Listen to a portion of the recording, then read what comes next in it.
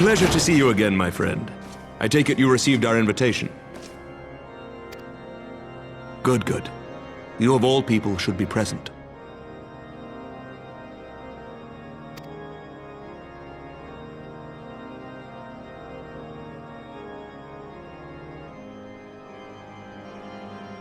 When the true brothers of the faith seized control of the vault, I feared the worst. Yet in adversity were we blessed with the promise of peace between man and dragon through Vidofnir's timely rescue of an innocent child. Timely, I say, though miraculous or providential might better describe the event. The gods themselves could not have devised a more fitting symbol of hope.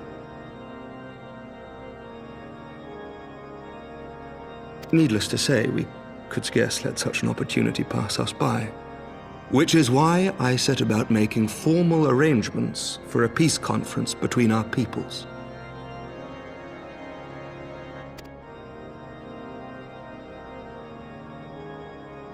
You and yours have done more to bring us together than any, and it is only right that you attend.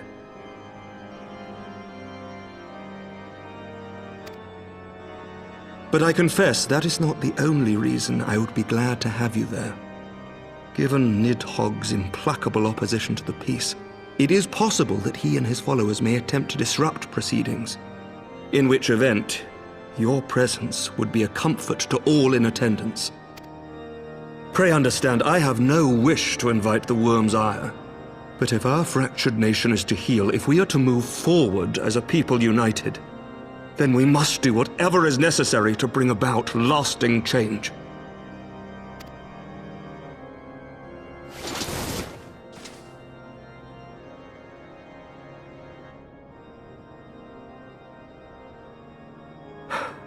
"'Tis nothing. 'Tis nothing." Lucia cautioned me against giving vent to my passions, lest my wounds reopen.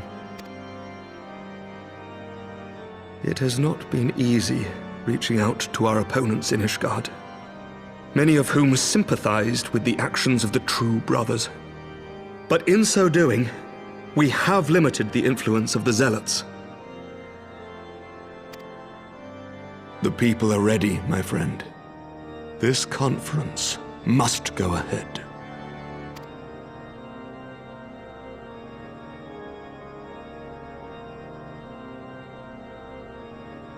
I knew you would understand.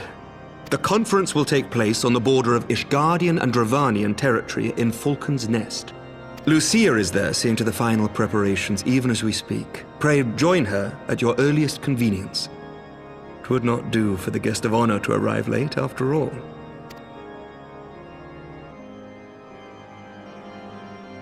Oh, and one more thing.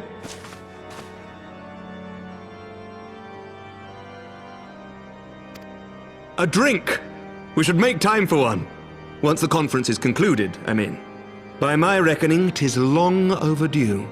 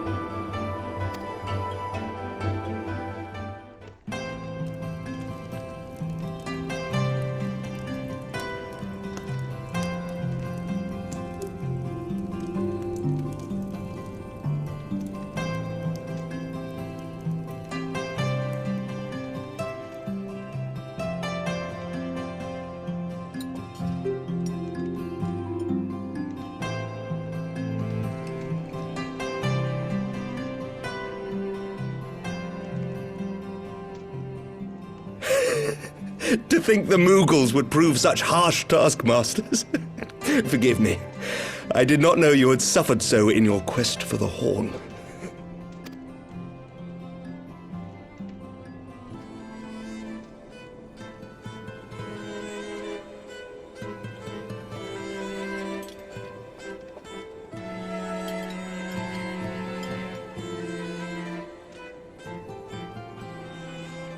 I must say, your spirited accounts always come as a welcome change from the arid reports which fill my days.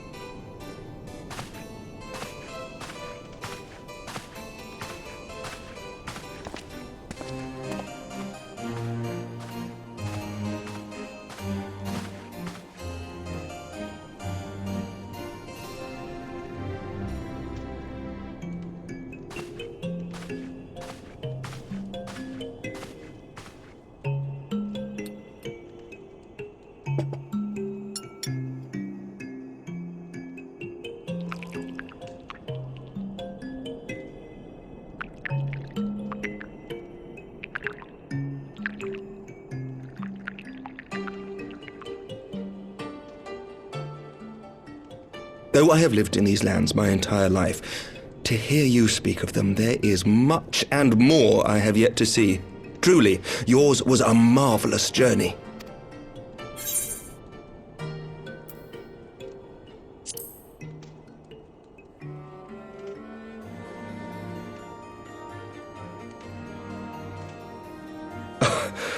Well, truth be told, when I think back on the sweeping vistas of the churning mists, I do feel some slight pangs of wanderlust.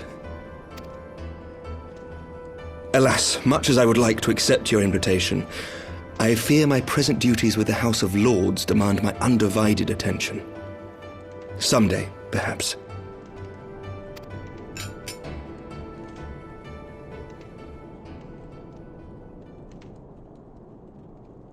By your deeds, you have helped us to lay the foundation for lasting reform. The formation of the Republic is but the beginning, for it is not only our system of governance which must needs change. We, the people, must learn to let go of our hatreds and rise above our bloody past. I only pray that I live long enough to see us achieve some measure of success, that I might know the lost did not die in vain. I can still see you there on the steps of faith, striding fearlessly towards the worm. If you could do that, who are we to balk at the challenges ahead?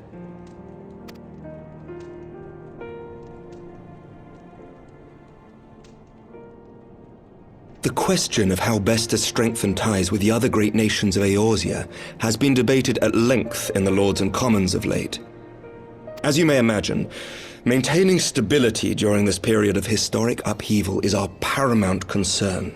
Nevertheless, we are greatly indebted to the Alliance for their support during the Grand Melee, and it would be remiss of us not to repay their faith in kind. Of course, we owe you the greatest debt of all, and it is my hope that in extending our support to you and the Scions, we might also express our gratitude to our neighbors, nay, our fellow Eorzeans, whom we pray you will continue to protect. The Lords and Commons agree on very little, but not a soul in either house begrudges your order this offer of patronage. For all you have done and will do, we thank you.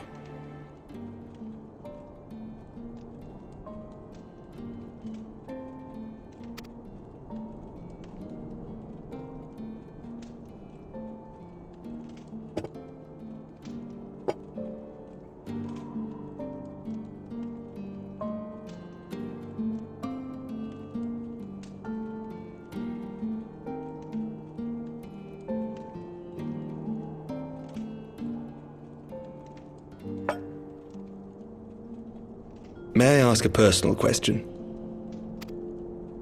Now that the dust has settled, what will you do? Not as a scion, I mean, but what do you want for yourself?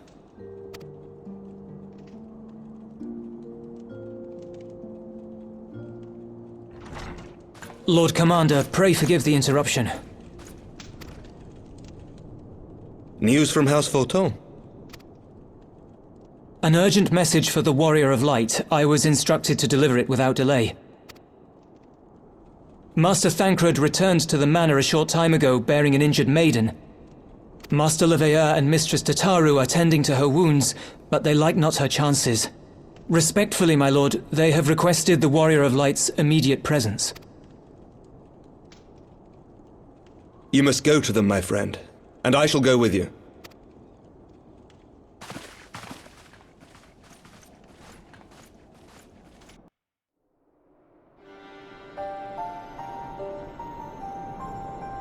For every ending marks a new beginning.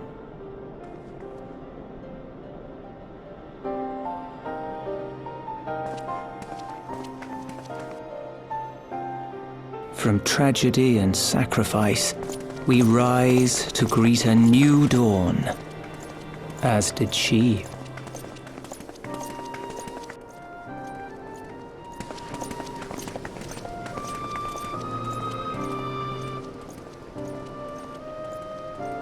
Only to be drawn onto another battlefield, another cause, as if by fate.